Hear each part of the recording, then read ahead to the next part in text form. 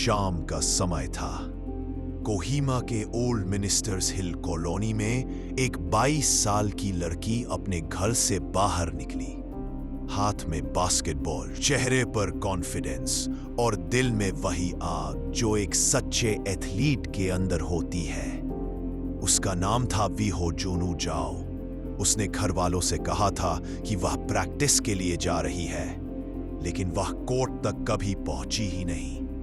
अगले दिन सुबह उसकी बॉडी उसी घर के बेसमेंट में मिली, लकड़ियों और पुराने कपड़ों के नीचे छुपाई हुई। किसी ने भी नहीं सोचा था कि इतनी उम्मीदों से भरी एक जिंदगी कुछ ही पलों में खत्म हो जाएगी। और जो इस सब के पीछे था, उसका नाम सुनकर पूरा नागालैंड हक्का बक्का रह गया। वीहो सिर्फ एक लड़की नहीं थी, नागालैंड के लिए वह एक पहचान थी, एक इंस्पिरेशन थी। 22 साल की यह एथलीट स्टेट लेवल पर अपना नाम बना चुकी थी। उसने U23 नेशनल बास्केटबॉल चैंपियनशिप में नागालैंड को रिप्रेजेंट किया था और 2022 में नागालैंड ओलंपिक्स में गोल्ड मेडल भी जीता था। वह अपने लेट फादर का सपना पूरा करना चाहती थी और उसके लेकिन हर घर में कुछ अनकही बातें, कुछ अनसुलझे रिश्ते होते हैं। उसी घर में रहता था एक 31 साल का शख्स, सैमुअल जाओ, जो खुद को उनका अडॉप्टेड फैमिली मेंबर बताता था। वो घर में ऐसे रहता था जैसे परिवार का हिस्सा हो, लेकिन उसका सच उतना साफ नहीं था। बाद में कई क्लैरिफिकेशंस आए, पर उस दिन जो हुआ उसने सब कुछ बदल दिया। 24 अक्टूबर की दोपहर घर में सिर्फ 3 लोग थे, वीहो, सैमुअल और उनकी दादी। सब कुछ नॉर्मल था। कोई नहीं जानता था कि कुछ ही मिनटों में उस घर में एक ऐसा क्राइम होने वाला है जिसे सुनकर हर कोई दंग रह जाएगा। बाद में पुलिस इंटरोगेशन में जो सैमुअल ने बताया वो बेहद चौंकाने वाला था।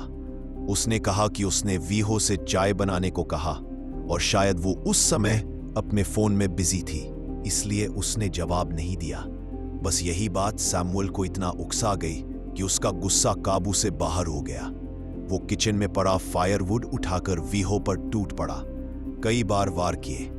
फॉरेंसिक रिकॉर्ड्स में सब दर्ज है, head injuries, blunt force trauma और लगभग इंस्टेंट डेथ। ये कोई प्लान किया हुआ मर्डर नहीं था। ये एक पल के गुस्से की हिंसा थी, लेकिन इतनी डरावनी कि एक पूरी जिंदगी खत्म हो गई।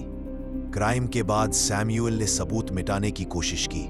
उसने वीहो का फोन तोड़ दिया, खून साफ करने की कोशिश की और फिर बॉडी को बेसमेंट में रिंगवेल के पीछे छुपा दिया। पुराने कपड़े और लकड़ियां डाल दी ताकि कोई देख न सके, लेकिन सच छुपता नहीं। अगली सुबह पड़ोसियों ने बॉडी देख ली और पुलिस को खबर दे दी। Police team, forensic experts, dog squad सब मौके पर पहुंचे।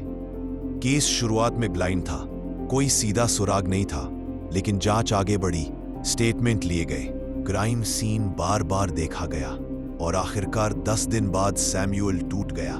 उसने सब कुछ कबूल कर लिया। कैसे उसने गुस्से में वीहो को मारा, कैसे छुपाया और कैसे सबूत नष्ट किए।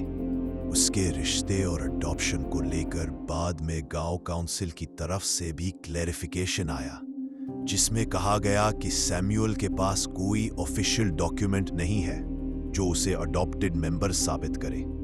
यह डिटेल इसलिए महत्वपूर्ण बनी क्योंकि केस के दौरान सोशल मीडिया पर गलत जानकारी तेजी से फैल रही थी, इतनी कि नागालैंड पुलिस को पब्लिक वार्निंग जारी करनी पड़ी।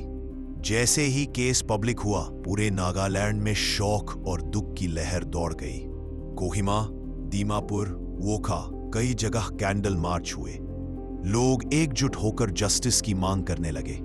वीहो सिर्फ अपने परिवार की बेटी नहीं थी, वह नागालैंड स्पोर्ट्स कम्युनिटी का एक उभरता हुआ सितारा थी।